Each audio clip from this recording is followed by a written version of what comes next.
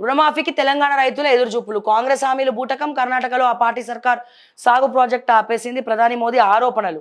మహారాష్ట్రలో పలు ప్రాజెక్టులు ప్రారంభం. పీఎం కిసాన్ సమ్మాన్ నిధి కింద 20,000 కోట్లు బదిలీ.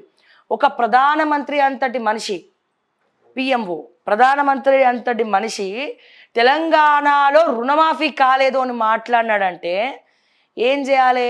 ఏ రకంగా చూడొచ్చు? ఇది కాంగ్రెస్కి చెంపపెట్టు లాంటిది. సరే, ప్రధానమంత్రి గారు బీజేపీ లేకపోతే ఇంకేదైనా పక్కన పెడితే ఒక ప్రధానమంత్రి హోదాలో వెళ్ళినటువంటి మనిషి సో ఈ మాట మాట్లాడారంటే డెఫినెట్గా రేవంత్ రెడ్డి గారికి చెంపదెబ్బతో చెప్పినటువంటి సమాధానం అది. రేవంత్ రెడ్డి ఫెయిల్యూర్ అది.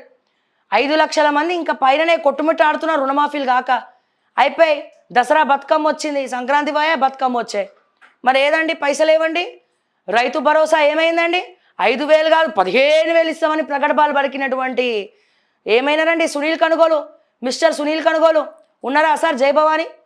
లేకపోతే మంచిగా ఐటీసీ హోటల్లో ప్రెసిడెన్షియల్ సూట్లో ఎంజాయ్ చేస్తురా? తెలంగాణ ప్రజల్ని ఆగం చేసినటువంటి సునీల్ కనుగోలు ఎంజాయ్ చేస్తున్నావు అయ్యా నువ్వు ఆడ? ఐటీసీ ప్రెసిడెన్షియల్ సూట్లో నీకేం పని? తెలంగాణలో నీకేం పని? ఈ సునీల్ కనుగోలు కూడా ఆంధ్రానే, నెల్లూరు. He is from Nellore. అర్థమైందా? వేం నరేందర్ రెడ్డి ఎవరు? పొద్దున్న లేస్తే వాళ్ళ ఇంటికి అందరు వాళ్ళే వస్తున్నారు, సంబంధించిన ఆంధ్రాకు సంబంధించినటువంటి బాధితులు. ఈ సునీల్ కనుగోలు తీసుకొచ్చినటువంటి తిప్పలు కావు ఇవి. 5,000 కాదు ఏకంగా 15,000 ఇస్తామని మేనిఫెస్టోలో పెట్టబట్టే ఇప్పుడు ఎవరైనా క్వశ్చన్ చేయాలన్నా, ఎవరైనా కొట్టాలన్నా ఏం చేయాలి? ఎవరిని అడగాలి? ఎవరిని ప్రశ్నించాలి? ఐటీసీ ప్రెసిడెన్షియల్ సూట్లో దాక్కున్నటువంటి కలుగులో ఎలక ఉన్నటువంటి కనుగోల్ని మనము పసిగట్టాలి. ఇక్కడ సునీల్ కనుగోలుని ప్రశ్నించాలి. Where is Sunil Kanugolu? Okay, where is Sunil Kanugolu? సమాధానం చెప్పాలి తెలంగాణ ప్రజలకు. ఎక్కడ పోయింది రైతు భరోసా? ఎక్కడ పోయింది రైతు భరోసా? ఎక్కడ పోయినాయి ఉద్యమకారులకు భూములు? ఏడ ఉన్నది నిరుద్యోగ భృతి? ఎక్కడ ఉన్నాయి నిరుద్యోగులకు ఉద్యోగాలు? సునీల్ కనుగోలు గారు కనిపెట్టి చెప్పండి. మేనిఫెస్టో రచించినటువంటి ప్రియాది ప్రియమైనటువంటి ఆస్థాన కవి గారు సునీల్ కనుగోలు గారు ఏడ దాక్కున్నారు? ఐటీసీకి వెళ్ళి బయటికి రండి, జర రండి, చూడండి తెలంగాణ ప్రజలు ఎట్లా ఏడుస్తున్నారో చూడండి. ఎట్లాగో అద్దాలు కూడా ఉన్నాయి కదా, ఇంకో 10 అద్దాలు తెప్పించుకొని చూడండి. ఎందుకంటే 4 కోట్ల జనాభా ఉన్నటువంటి తెలంగాణ ప్రజల్ని చూడాలంటే ఆ 4 కళ్ళు కూడా సరిపోవు. సో చూసి మీ ఫెయిల్యూర్, మీరు ఎట్లా ఫెయిల్ అయిందో, మీ మేనిఫెస్టో ఎట్లా ఫెయిల్ అయిందో, మీ స్ట్రాటజీ ఎట్లా తెలంగాణలో ఫెయిల్ అయిందో, ఈ ఫెయిల్ అనేది మీ కుటుంబాన్ని ఏ రకంగా దహించుక వేస్తుందో మీరు ఆలోచించండి. భారతదేశ వ్యాప్తంగా సునీల్ కనుగోలుకు ఏ పొలిటికల్ కూడా స్ట్రాటజీస్ తప్పచెప్పకండి. ఎందుకంటే ఈయన స్ట్రాటజీని నమ్ముకుంటే ఫ్యూచర్లో జై భవాని ఈయన స్ట్రాటజీలు నమ్ముకున్నారనుకో రోడ్డు మీద కూర్చొని కూరగాయలు అమ్ముకోవాల్సిందే మీరు. ఏ రకంగా జై భవాని?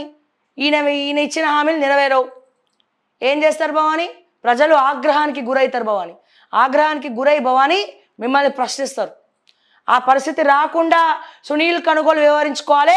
ముందుగా చెప్పు, పోయి మీ రేవంత్ రెడ్డికి చెప్పు, దందాలు ఆపి యూట్యూబ్ ఛానళ్ళ మీద పడి ఏడవడం ఆపి, దందాలు ఆపి ఫస్ట్ చక్కగా పని చేసుకోమని చెప్పు.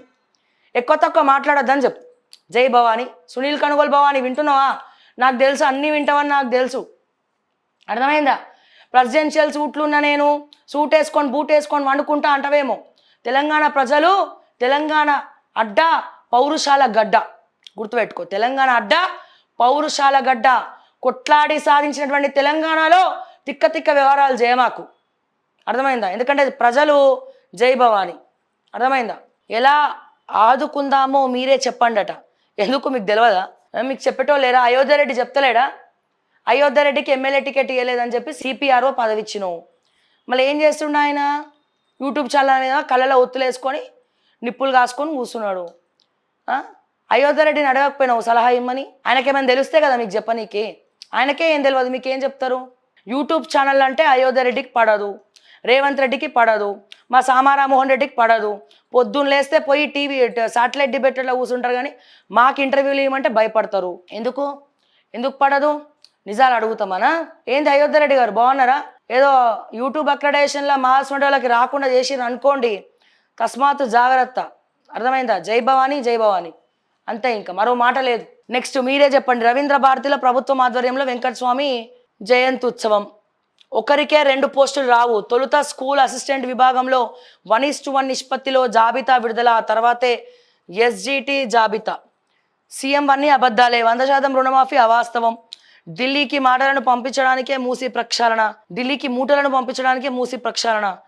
ఈ ఢిల్లీకి మూటలను పంపించడానికే మూసి ప్రక్షాళన అని స్టోరీ వేసింది ఓకే టీవీయే. ఆయన పైన పరువు నష్టం దావా వేస్తా కందుకూరులో రైతు ధర్నాలో కేటీఆర్. ఈయన మాట్లాడిన రెడ్లకుంట చెరువులో రెడ్డి గారి ఇల్లు చూపించింది ఓకే టీవీయే. ఓకే టీవీలో చూపించినవన్నీ మీరు మాట్లాడతారు, మళ్ళీ మేము కాపీ రైట్స్ ఏమంటారా మీ మీద కూడా వేద్దామా? ఏం చేద్దాం?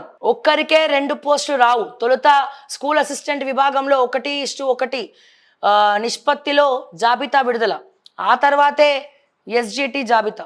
పరిశ్రమలు వస్తున్నాయి, భారీగా పెట్టుబడులు, ఉపాధి కల్పన, రాయితీల కోసం రాష్ట్ర ప్రభుత్వానికి దరఖాస్తులు, మంత్రివర్గ ఉపసంఘానికి ప్రతిపాదనలట. చూద్దాం మరి ఏం పరిశ్రమలు వస్తాయి, ఏం జరుగుతుంది అనేది వేచి చూడాలి ఇక.